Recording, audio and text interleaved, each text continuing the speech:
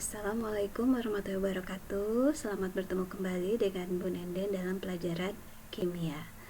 Apa kabar semuanya hari ini? Mudah-mudahan dalam keadaan sehat walafiat.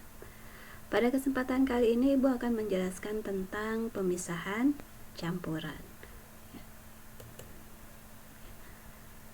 Kalau masih ingat, campuran itu adalah gabungan dari dua atau lebih zat tunggal atau zat murni.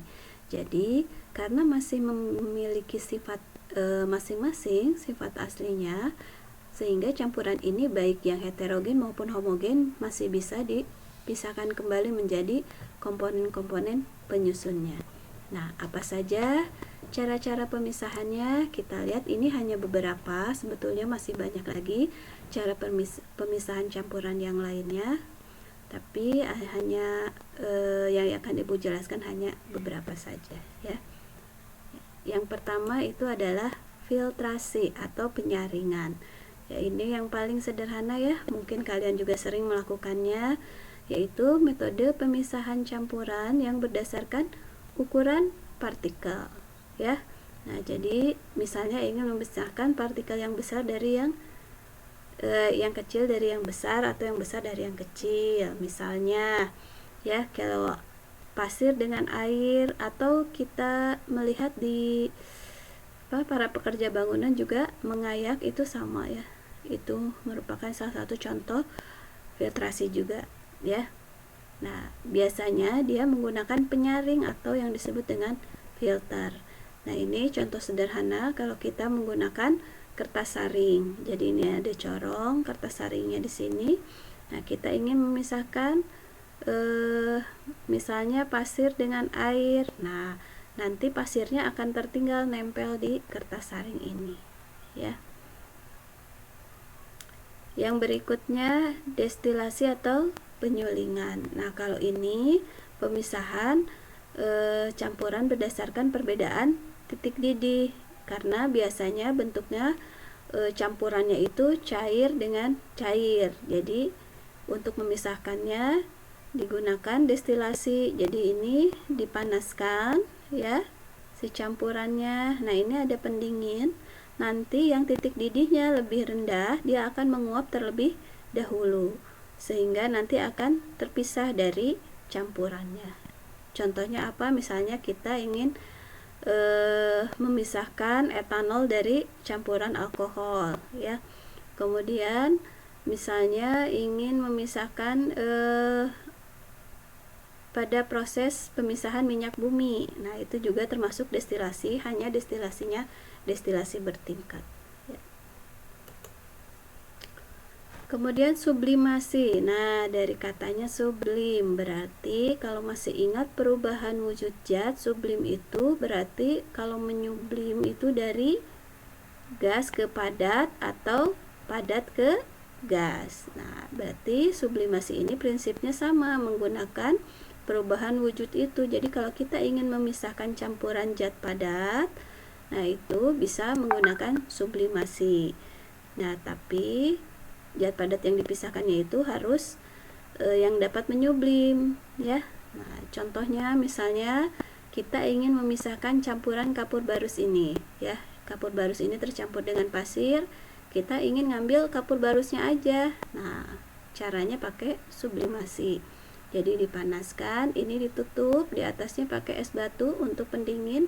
Nanti si kapur barus ini akan menguap ketika dipanaskan dan menempel di sini. Karena ini dingin, jadi mengkristal. Jadi kita akan mendapatkan kristal kapur barusnya di sini, ya.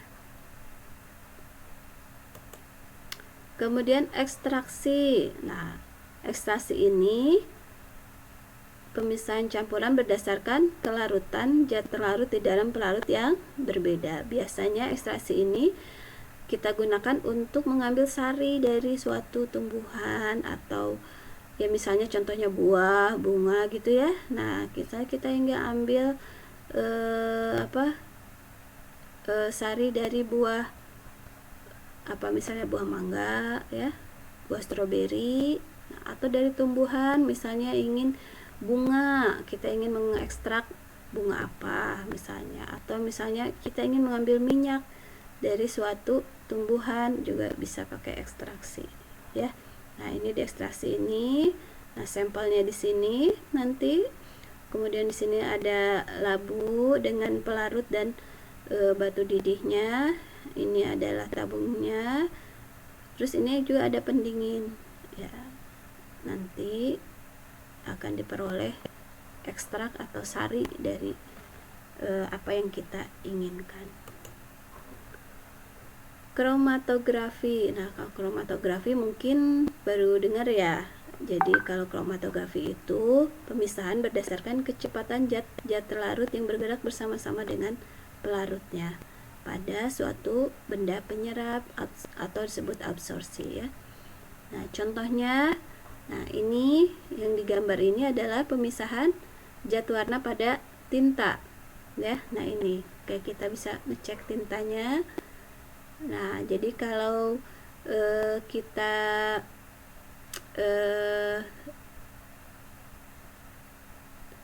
tuliskan di sini tintanya, kemudian di bawahnya dikasih pelarut. Ini di wadah ini ada pelarutnya, misalnya contohnya alkohol bisa, air biasa juga bisa.